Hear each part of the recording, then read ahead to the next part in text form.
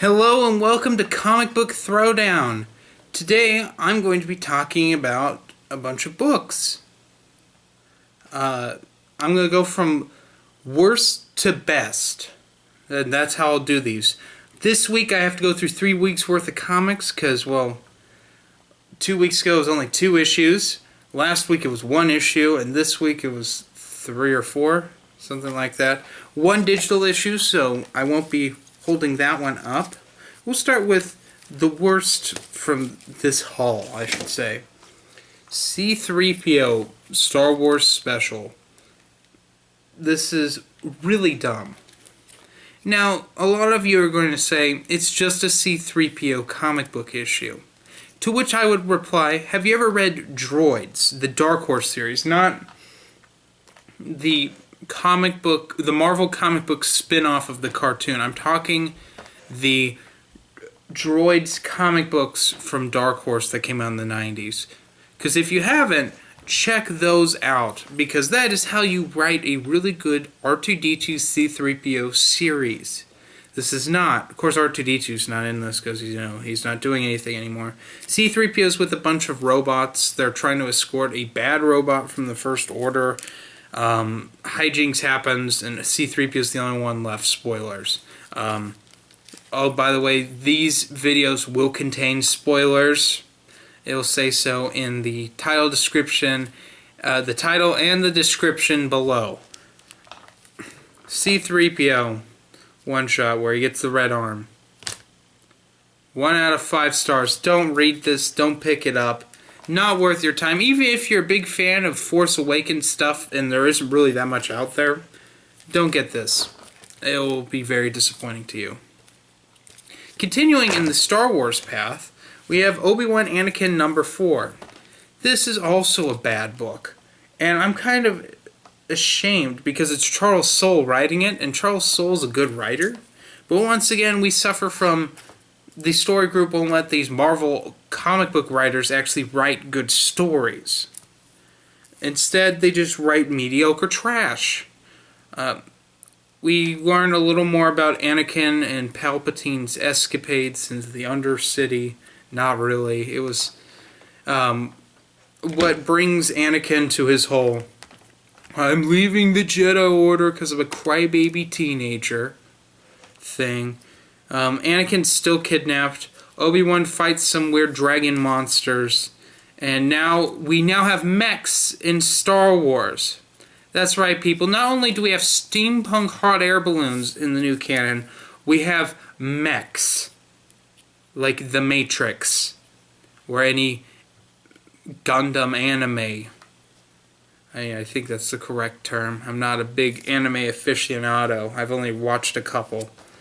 So, yeah, Obi-Wan Anakin, 2 out of 5 stars. Don't pick this up. I'll be picking up the final issue just to wrap it up, and then I'll do a review on it when the trade comes out or whatever. But yeah, this sucks. But the art puts it above C-3PO's, which had atrocious art. This art's not that bad. It's a little too blue for my taste, but hey, that's an inking choice. Next, we got, 2 in 1. Dark Knight 3, The Master Race number 4, and then Dark Knight Universe Batgirl one-shot. Was not thrilled. I'm not thrilled with this series at all. I think it's actually worse than Dark Knight Strikes Again. For the reason that there really is a tonal problem in these books. Azzarello, I think, wants to have Dark Knight Return. He wants Lightning to strike twice and have another Dark Knight Returns. That's not going to happen. What Frank Miller and Klaus Janson did was lightning in a bottle. And the closest they got was Dark Knight Strikes Again, which is not that good. But this is just really drawn out. It's been going on for, 6 months now? And we've only hit issue 4. Yeah, this started last year. And it's been delayed at least 2 months. We're supposed to have a $7.99 spin-off one-shot that was supposed to come out back in February, I want to say. That hasn't shown up. This overall, not that good. In here, Superman gets his ass kicked by Lana, his daughter, and these new the Condor Master Race, as I'm calling them, because they don't really have a name that's not memorable. Meanwhile, Wonder Woman's not wanting to deal with anything. She's too busy being a mother of Superman and her second love child, because we had to do that again. Batman's still crippled, so I guess he gives Carrie Kelly the mantle of Batman, so now she's Batgirl. Because, let me get into the Batgirl one-shot real quick. Batgirl's running around. It doesn't appear to be Barbara Gordon. Of course, Babs would be pretty old at this point. Well, not nearly as old as Bruce, who's got to be pushing 60 now. But she's got to be getting close to her 50s, I think. So, I don't think it's her. It sounded like Carrie Kelly talking. And then Aquaman shows up, so now we have Aquaman going around, which, miraculously, he looks a lot like Jason Momoa. Huh, I wonder why that is.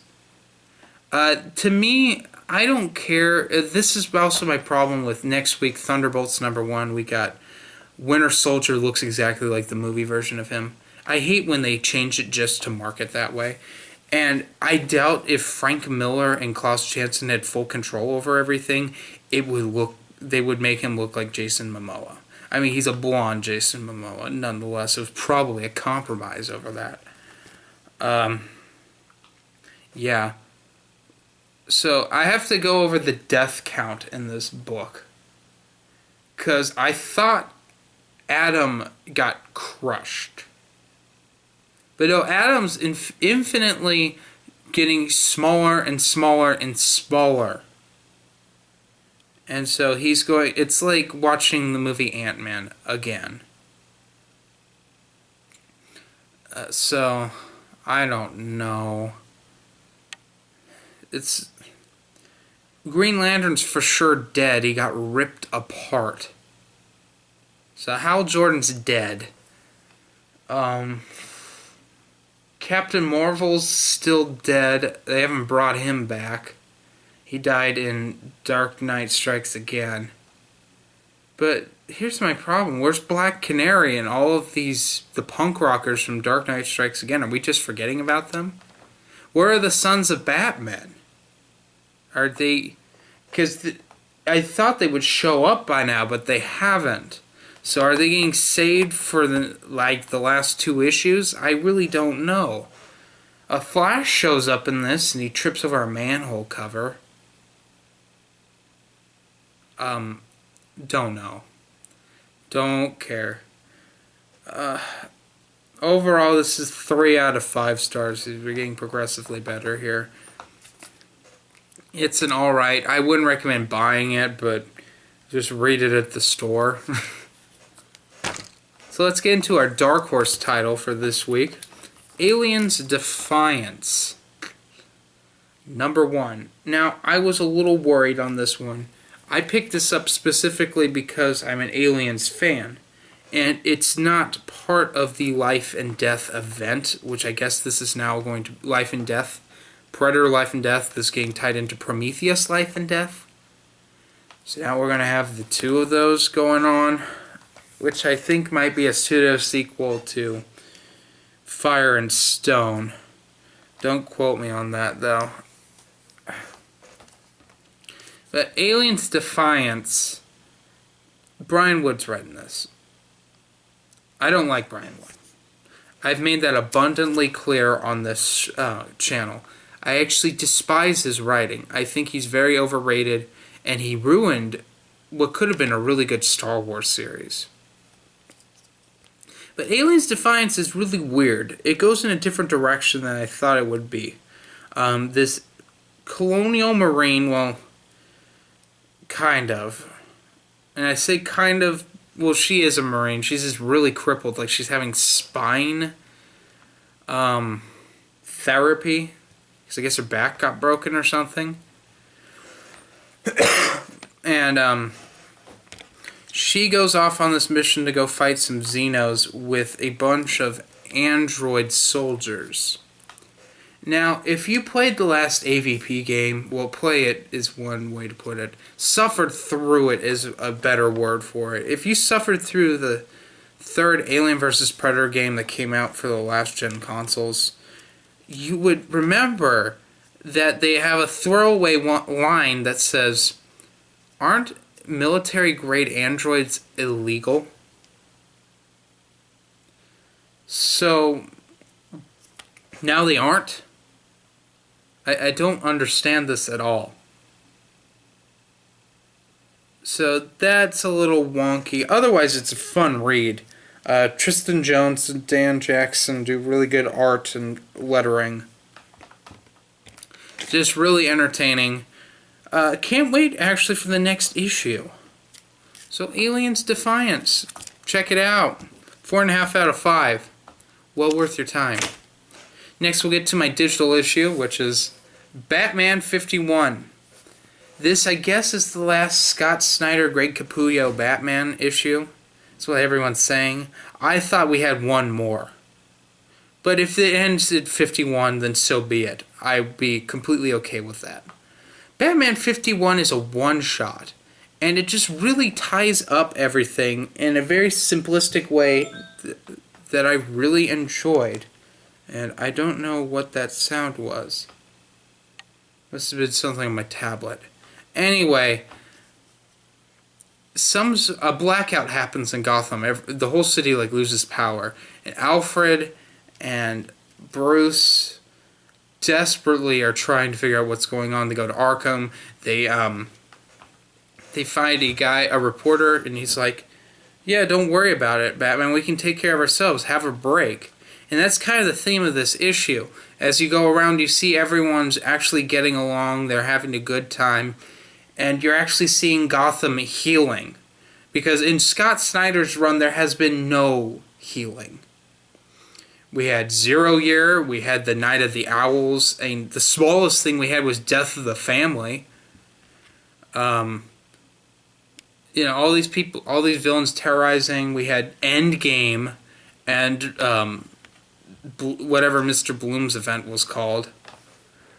So the city's in kind of just really messed up right now. And it was good to see that Batman, it was just a natural disaster that caused this. Nothing more. I recommend this issue a lot. I know a lot of people didn't like this one at all, but I'm giving this a 5 out of 5. This is probably one of the best issues Scott Snyder's written for this Batman series. And it actually is just one issue. Lastly, we're going to talk about my pick of the week, which is Moon Knight #1 by Jeff Lemire. I'm not a Moon Knight fan. I'm kind of a Jeff Lemire fan, but not really. Last thing of his I read some of his Animal Man stuff, and I enjoyed that. But Moon Knight is batshit insane. We got a new guy who thinks he's Moon Knight. We don't know if he's Moon Knight or not because he's crazy. He's crazier than the last Moon Knight. He's in an asylum, all the caretakers treat him like shit and they beat him up. But hey, he's Moon Knight. And he tries to make it escape in his Moon Knightness, and he doesn't make it. And that's this issue. Now that sounds really simplistic, but it's a really fantastic read. It's so weird. The art is absolutely fantastic. I haven't seen comic book art like this, I don't think ever. Not in a Marvel book. This makes me want to pick up more Marvel books. Which, in all honesty, Marvel I found is really alienating people like me, who are casual fans of them, by just doing dumb things like getting rid of the X-Men and stuff because they don't have the rights to the movies. They keep doing things like that and it pushes me away. Do you really think Civil War 2 is going to bring me back in? I don't think so. Now, if the books I'm going to be picking up soon tie into Civil War, of course I'll read that, but I'm not going to read Civil War 2. I'm not going to pick up every single issue of the event. I'm sorry, I'm not made of money. I can't do that. I'd rather pick up the DC Rebirth. Because, I mean, let's face it, this price tag is $4.99. Is that what your standard's going to now? Where your annual's going to be $6.99 now? I mean, Christ. What are you thinking, Marvel? So, it was good to have a breath of fresh air with Moon Knight. And it's my pick of the week. Actually, Batman 51 and Moon Knight #1 are tied for my picks of the week. They were the best things that came out this week. This gets a 5 out of 5 also. Can't recommend it enough. It is well worth your time. Anyway, guys, that is my first episode of Comic Book Throwdown. Let me know what you think, and tell me what you're reading right now that I should be reading. Whether it's digital or print, they're both accepted here. Anyway, guys, have a nice day.